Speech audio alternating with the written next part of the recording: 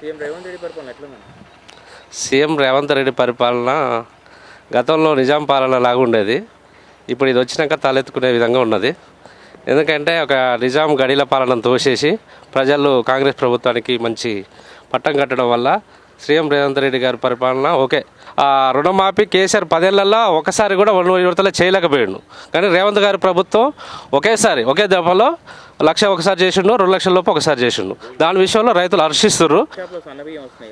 సన్న బియ్యం అనేది నేను నా కళ్ళతోటి చూసిన మా ఊళ్ళోనే చాలామంది హర్షిస్తున్నారు అసలు. ఎందుకంటే వాళ్ళు ఎన్ని రోజులు కొంచెం ముక్కిపోయిన వాసన అట్లా ఉండి కొంచెం పురుగులు బట్టి ఎన్ని రోజులకు వచ్చే బియ్యం తినేవాళ్ళు.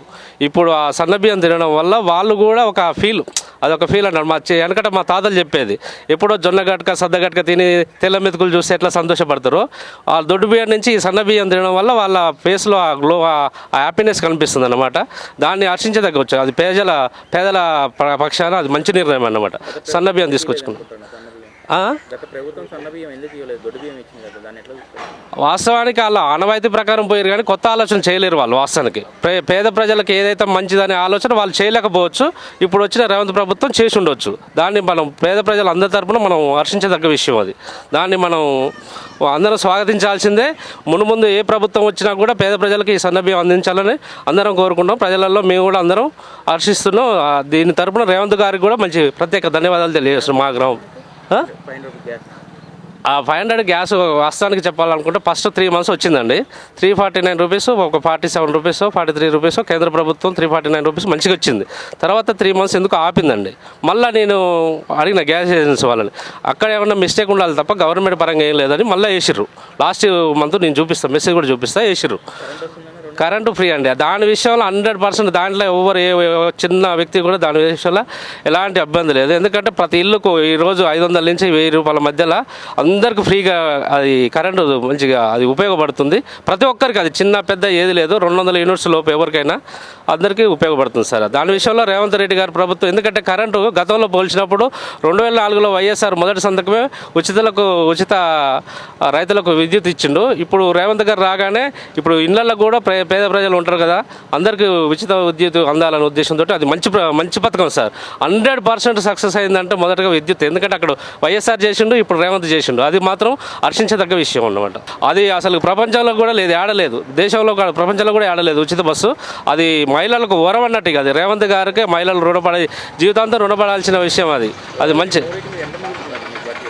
ఎవరు సార్ ఓవరాల్గా అంటే ఇప్పుడు ఉచిత బస్సు విషయంలో నా భార్య కానీ మా అమ్మ కానీ నా బిడ్డలు కానీ ఉచిత బస్సు నాకు ఇప్పుడు హైదరాబాద్ పోవాల్సి వచ్చినా కనీసం పోవడానికి 200, రావడానికి 200.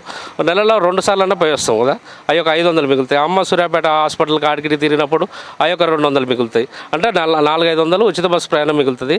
కరెంటు విషయంలో ఒక 600 నుంచి 700 కరెంటు మనకు సబ్సిడీ వస్తుంది కదా సార్, దాని విషయంలో మిగులుతుంది. ఇక సన్న బియ్యం అంటే మేము దొడ్డు బియ్యం ఇంత మునుపు కొంచెం రొట్టెల కాటికి వాడేది. ఇప్పుడు ఈ తినడానికి కూడా మొన్న నుంచే జస్ట్ 7వ తారీఖు 6వ తారీఖు నుంచే వాడుతున్నాము. అవి కూడా చాలా బాగున్నాయి సార్, తిని కూడా చూసినాం, బాగున్నాయి అవి.